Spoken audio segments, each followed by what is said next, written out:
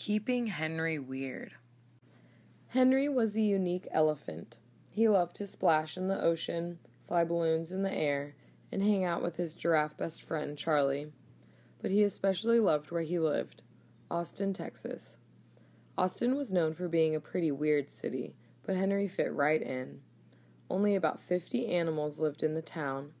He never had to wait in line to play his favorite video game at the arcade, and he was never late for his playdates because there was not much traffic.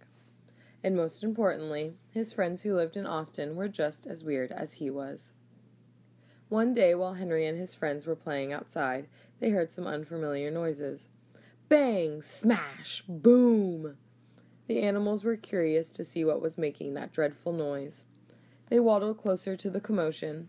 Henry could see 3 new highways being built right next to his favorite arcade. He also saw rows and rows of new houses for animals to move into. Henry and his friends didn't think twice about the construction, so they went back to playing. The next morning, when Henry went to go play his favorite game at the arcade, he couldn't believe his eyes. There were 20 other animals waiting in line to play the same game.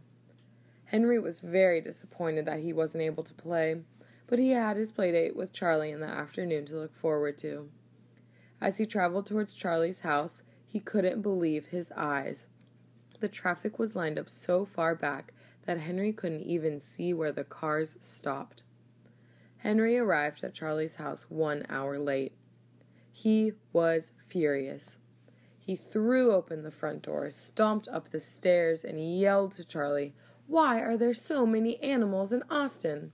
First, I couldn't play my game this morning because there were too many animals waiting in line. Then it takes me an hour to get to your house. I miss the old Austin." Charlie's mother overheard Henry and Charlie's conversation. She shuffled up the stairs and walked into Charlie's room. "Hello, boys. I couldn't help but overhear you talking about Austin, Henry," she said.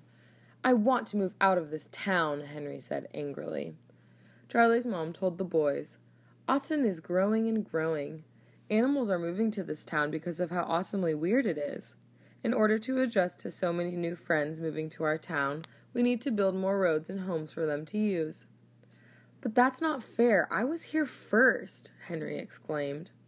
She chuckled and continued, "Well, yes, that is true, Henry, but the only way for Austin to survive as a town is if it grows into a city.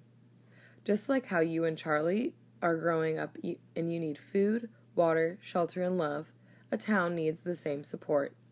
It needs to have roads, houses, buildings, and most importantly, animals.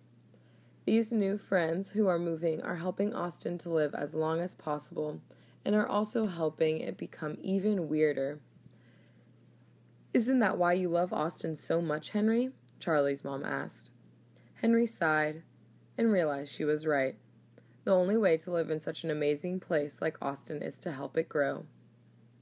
It would take a while for Henry to get used to all of the new roads, plenty of more streets in the car, and more animals going to the arcade, but he was happy that he lived in Austin. Even though the town was transforming into a city, Henry knew that he would always keep Austin weird.